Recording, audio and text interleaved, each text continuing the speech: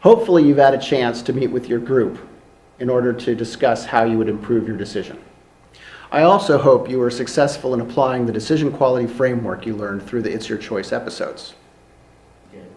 Now I'm going to give you a quick sense of how we might approach this situation using the decision tree you saw in the decision demonstration. So a good way to generate insights when there's uncertainty is to set things up as a decision tree. So for this decision tree, the basic choice, the alternatives are, this was pretty straightforward for people, go back, go over the top, or attempt to get a helicopter. That was pretty much set up. And maybe in some of your groups, you even went so far as to discuss whether or not you might split the group. For those people who have some wilderness training, generally people say, don't split the group. And why? Because it just increases the odds that something bad will happen because of communication. So we're going to eliminate that alternative.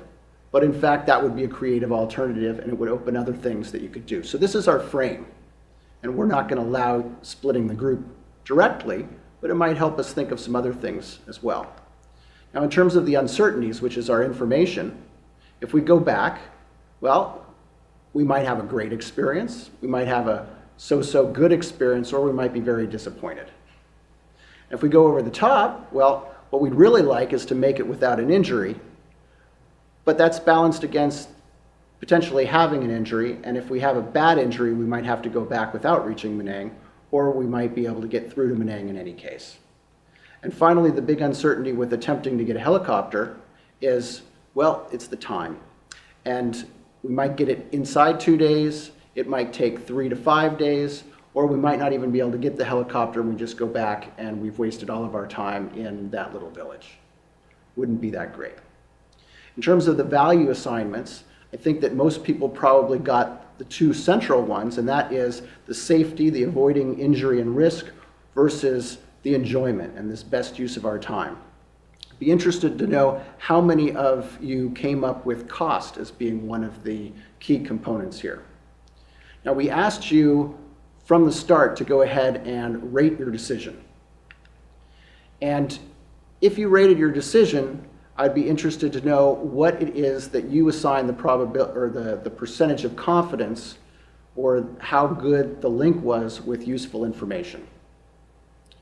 When we ask people in seminars what they thought the information level was, usually we hear somewhere between 30 and 50%. We should contrast that with the confidence level that your group had with the decision that you made previously without cycling through and rating your decision quality and improving, because generally we see people having that between 90 and 100%. So they're very confident with the decision that they've made.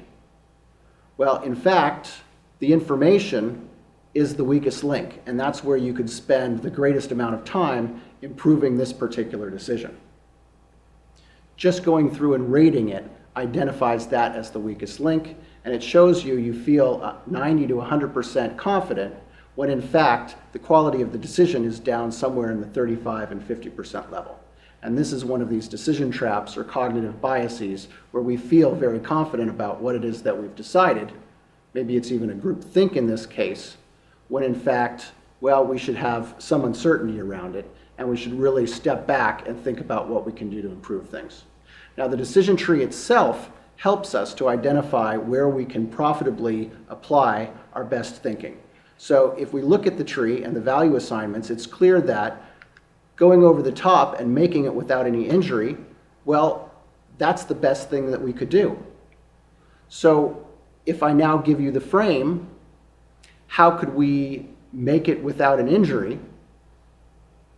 That's likely to start some creativity going. Well, what could we do to help these people that have the injuries? Well, we could share their packs.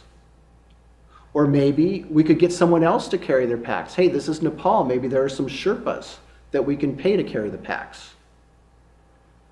Maybe we can create some sort of stretchers. Maybe we can get people up over the hill. The next best situation would be, well, if we get the helicopter quickly. So what can we do in order to get a helicopter more quickly? You might generate some ideas there. the next best thing would be having a great experience in Kathmandu. So maybe you could have a group spend some time thinking about what it is that you could do in Kathmandu that would be an exceptional experience. And if you had thought about the cost of the helicopter, you might stretch so far as to say, well, we might be able to pay $10,000 for a helicopter, but what could we do with $10,000 in Kathmandu to have a really great time? And that would be a substitution between those two values, and that's very powerful thinking. So hopefully this decision tree has stretched your thinking a little bit, and we'll see what the group at the Himalayan decision did and how they handled the situation.